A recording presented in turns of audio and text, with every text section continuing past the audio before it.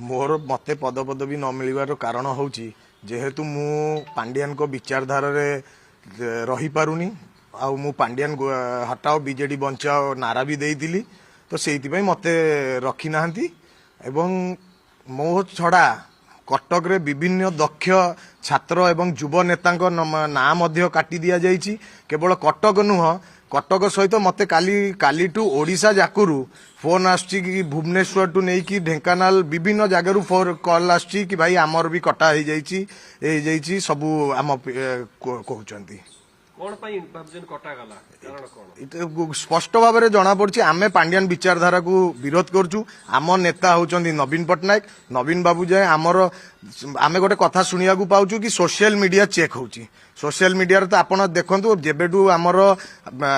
सरकार आमे विरोधी दल को आसीबा दिनटू आमे जेकोसी दल दायित्व देइछि आमे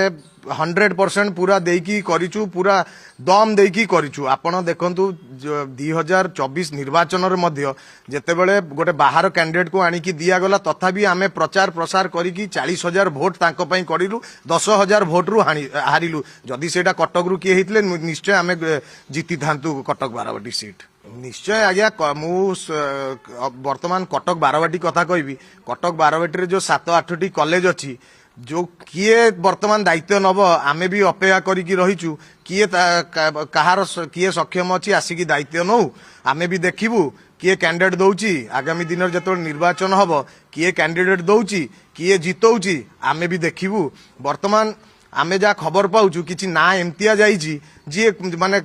जहाँ घर कटक रे नुह आपण देखिबे भद्रक रु इंपोर्ट करिकी आनिकी कटक ना देकी राज्य राजनीति रे कार्यकारी सभापति करा जाउछि। मोर प्रश्न बिजु जनता दल एवं जो माने सभापति हेइजंती कौन कटक रु केही दक्ष नेता नथिले कटक को सीधा सड़क श्रीहीन करिया पई लागिचंती।